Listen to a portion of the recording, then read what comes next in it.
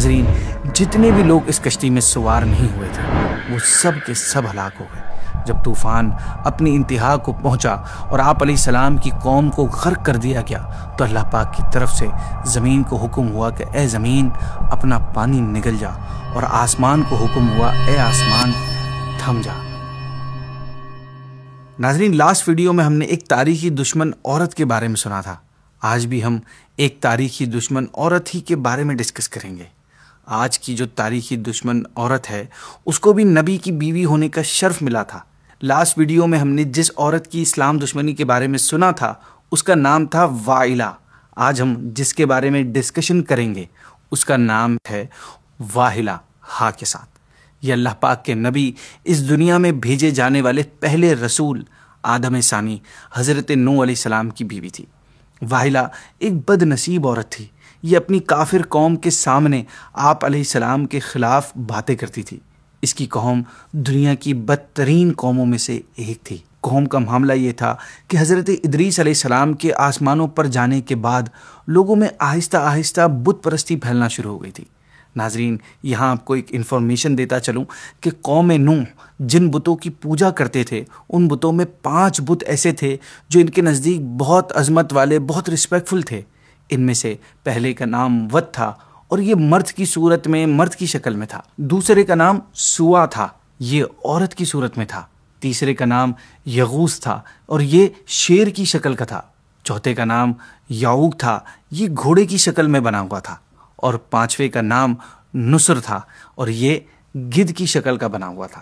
کچھ کتابوں سے پتہ چلتا ہے کہ یہ بت حضرت نوح علیہ السلام کی قوم سے ہی عرب میں پہنچے تھے اور مشرکین کے قبیلوں میں سے ایک ایک نے ایک ایک بت کو اپنے لیے چن لیا تھا۔ جیسا کہ حضرت عبداللہ بن عباس رضی اللہ تعالیٰ عنہ فرماتے ہیں کہ ان بتوں کو طوفان نے مٹی میں دفن کر دیا تھا تو وہ اس وقت سے دفن رہے یہاں تک کہ شیطان نے عرب کے مشرکین کے لیے انہیں زمین سے نکال دیا۔ قرآن مجید میں بھی ان 5 کا نام ذکر کیے گئے ہیں۔ ان بتوں کے بارے میں یہ بھی آتا ہے کہ 5 قوم کے نیک آدمیوں کے نام پر تھے۔ جب وہ انتقال کر گئے تو شیطان نے ان کے دلوں میں یہ بات ڈال دی کہ جن جگہوں پر وہ اللہ والے بیٹھا کرتے تھے وہاں ان کے بت بنا کر رکھ دو اور ان بتوں کے نام بھی ان نیک لوگوں کے نام پر ہی رکھ دو۔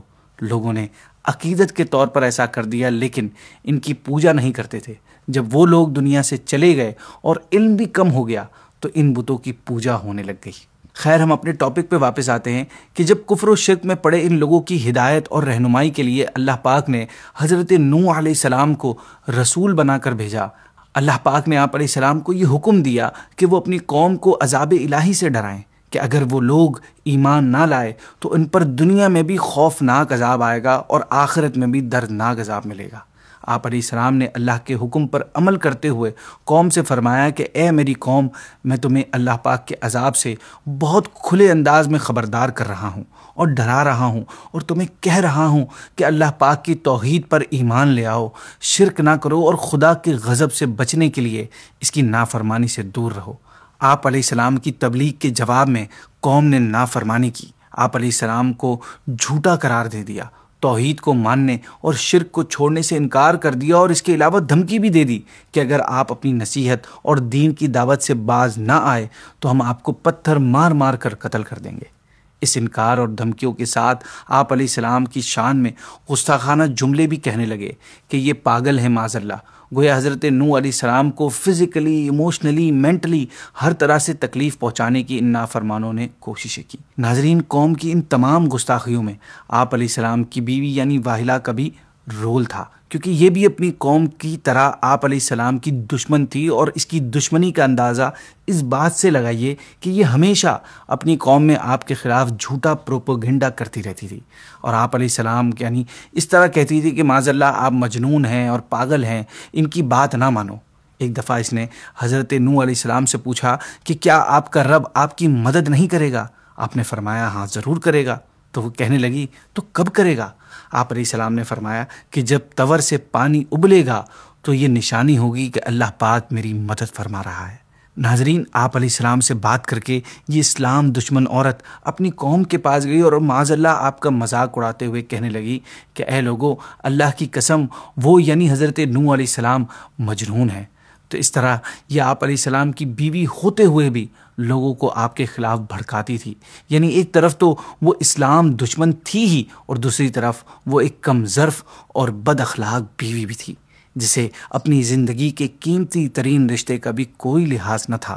یہ ان کی باتیں لوگوں کو بتاتی تھی، جس کے بعد وہ آپ علیہ السلام کو مزید تکلیفیں پہنچاتے تھے. خیر، حضرت نوح علیہ السلام بھی ایک بڑے ہی ہمت والے رسول تھے. آپ علیہ السلام نے دعوت دین کی خاطر اپنی تمام تکلیفوں کو برداشت کیا. آپ علیہ السلام اپنی قوم میں 950 سال رہے، 950 ایئرس. اس پورے ٹائم پیریڈ میں آپ نے اپنی قوم کو توحید اور ایمان کی دعوت دینے کا عمل جاری رکھا، اور ان کی طرف سے پہنچنے والی سختیوں اور ایذاؤں پر، تکلیفوں پر صبر کیا. جب قوم اپنی حرکتوں سے باز نہ آئی اور ایمان لانے کے بجائے کفر پر اڑی رہی، تو اللہ پاک نے آپ علیہ السلام کی طرف وحی بھیجی کہ آپ کی قوم کے جن لوگوں کو ایمان قبول کرنا تھا وہ تو ایمان قبول کر چکے. ان کے علاوہ جو لوگ اپنے کفر پر ہی قائم ہیں وہ اب کسی صورت ایمان قبول نہیں کریں گے. اس لیے اس لمبے عرصے کے دوران کفار کی طرف سے آپ کو جو تکلیفیں اور اذیتوں کا سامنا ہوا ہے ان پر غم نہ کریں. ان کفار کے کرتوت ختم ہو گئے اور اب ان سے انتقام لینے کا وقت آ گیا ہے. ناظرین، ان کفار میں اللہ کی دشمن واہلہ بھی شامل تھی. قوم کے ساتھ اس کا انجام کے وقت بھی قریب آ گیا تھا. اب کفار پر عذاب چونکہ کئی طریقوں سے آ سکتا تھا، اس لیے اللہ پاک نے آپ علیہ السلام کو بتا دیا کہ وہ عذاب ڈبو دیے جانے کی صورت میں ہوگا، اور ڈوبنے سے بچنے کی صورت صرف کشتی کے ذریعے ممکن تھی.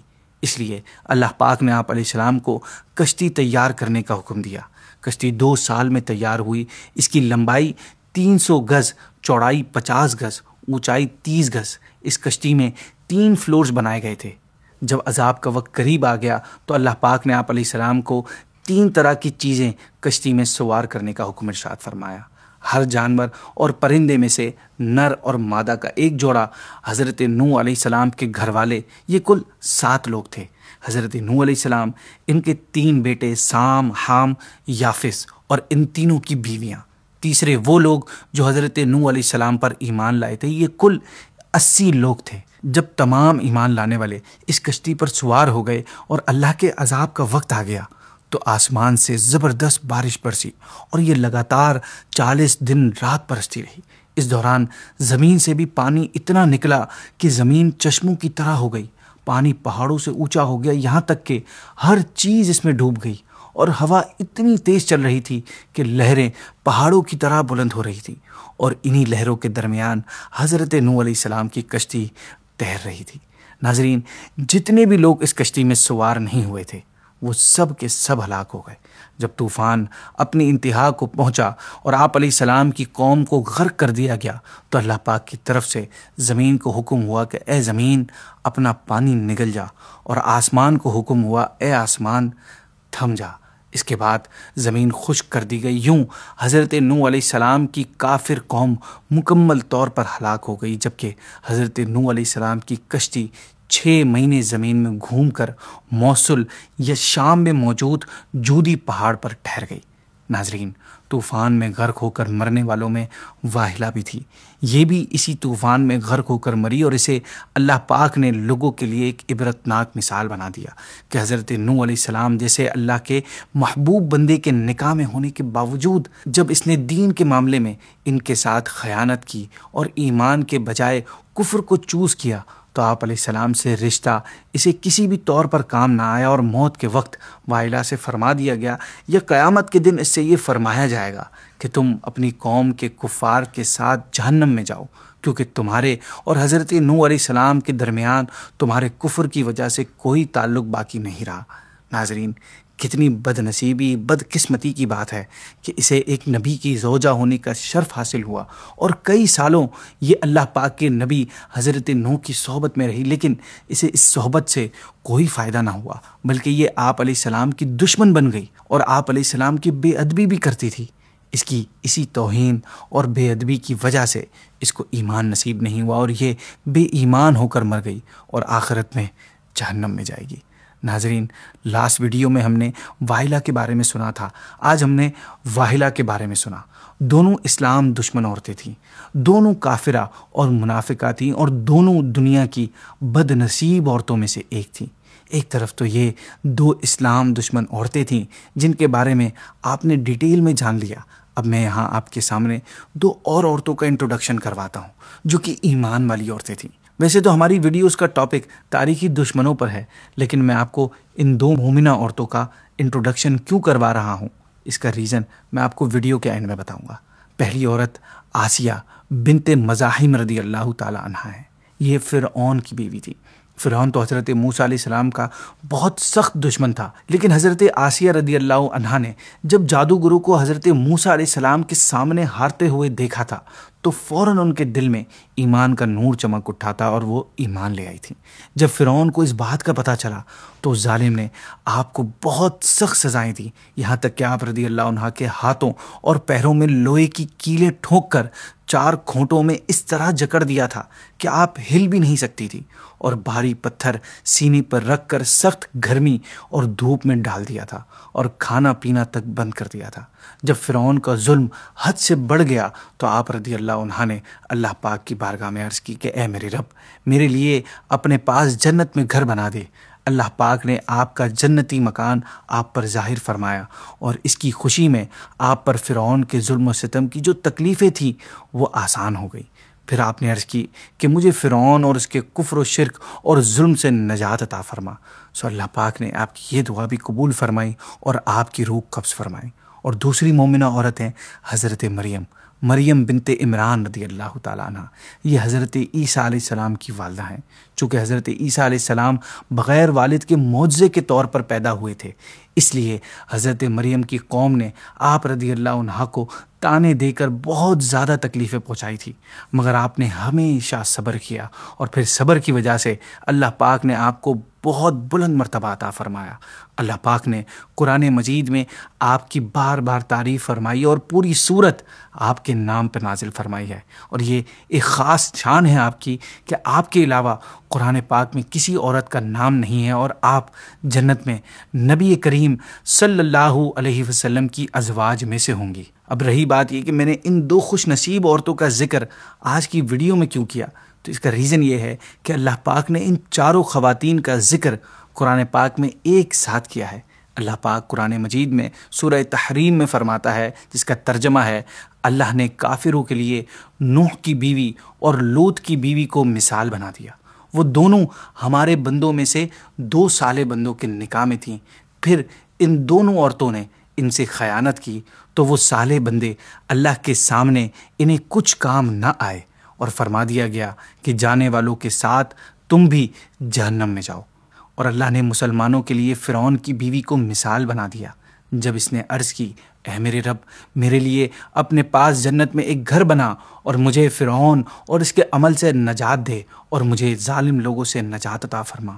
اور عمران کی بیٹی مریم کو مثال بنا دیا، جس نے اپنی پارسائی کے مقام کی حفاظت کی تو ہم نے اس میں اپنی طرف کی روح پھونکی، اور اس نے اپنے رب کی باتوں اور اس کی کتابوں کی تصدیق کی، اور وہ فرما برداروں میں سے تھی۔